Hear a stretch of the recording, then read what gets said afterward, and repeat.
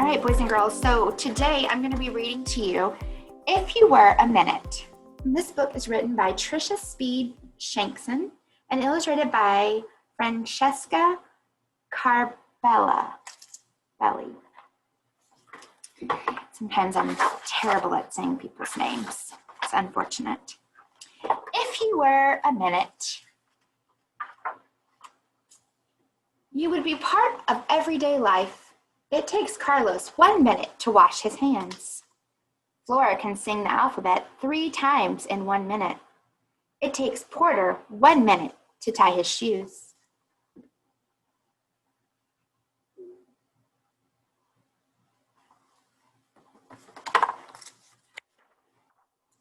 If you were a minute, you would measure time.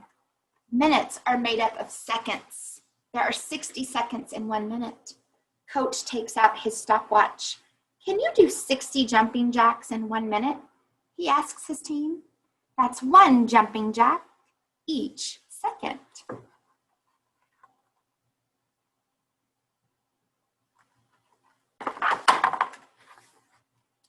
If you were a minute, you would be part of an analog clock.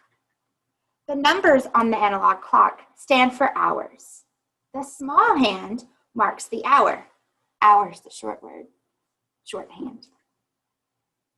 It is called the hour hand. 1 hour is divided into 60 minutes. The 60 small marks on the clock stand for minutes. The big hand marks the minute. It's called the minute hand. Long word, long hand. It's 7 o'clock, and here's the hour hand. And you'll notice that the minute hand is right on the 12.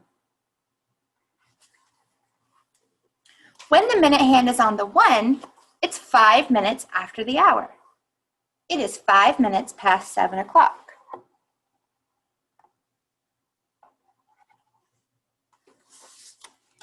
If you were a minute, you would be part of a digital clock.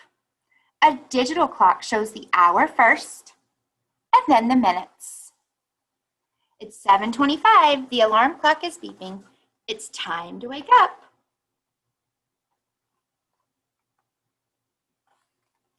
Cartoons start at 7:30.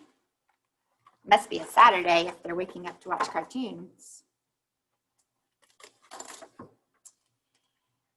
If you were a minute, you could measure the amount of time it takes to get ready for school. The school bus comes at 8 o'clock. In spring, it takes Porter 5 minutes to get ready for school. Wonder why in spring it only takes 5 minutes. 7:55. In fall, it takes Carlos 10 minutes to get ready for school. In winter, it takes Flora 20 minutes to get ready for school.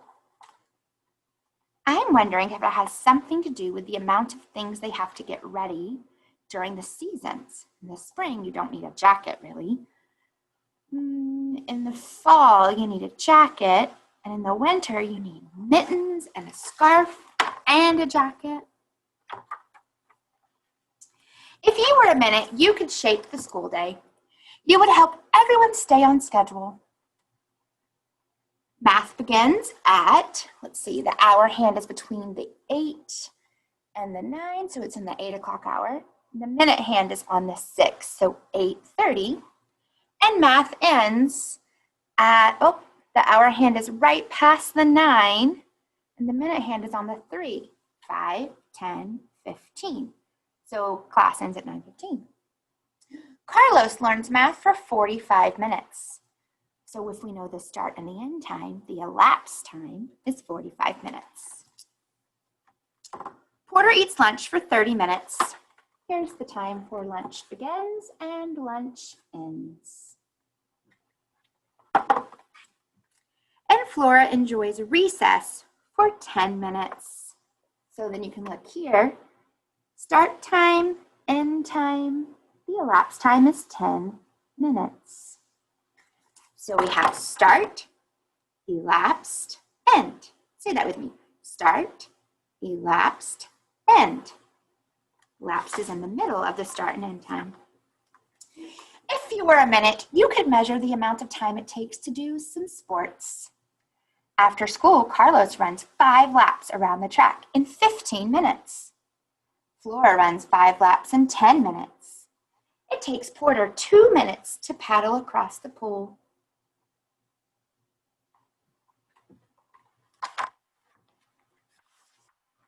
If you were a minute, you could measure the amount of time it takes to travel. After practice, it takes Flora 10 minutes to skateboard home. It takes Carlos 12 minutes to bike home, and it takes Porter 15 minutes to ride his scooter home. If we knew the time that they left, we could tell the time that they got home because we know how long it took them to get to their spots, to their homes. If you were a minute, you could measure the amount of time it takes to make supper. Supper is another word for dinner.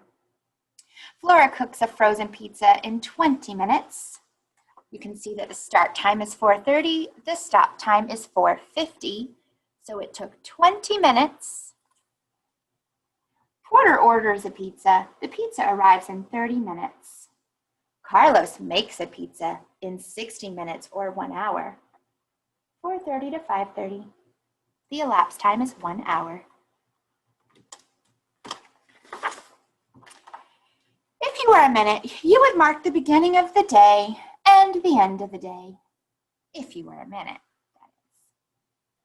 So, there's also, if you check out this book from the library, you can do this minute activity that's on the back page. I'm going to read it to you. It says, minute activity, timing your day, what you need, a watch or a clock, a piece of paper, a pen or a pencil, and then what you do.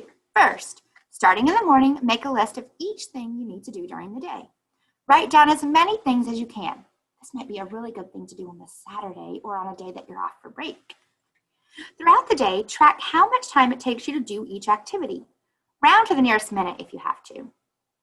How much time does it take to brush your teeth, comb your hair, and get dressed? At the end of the day, answer the following questions. Are there any surprises in your list?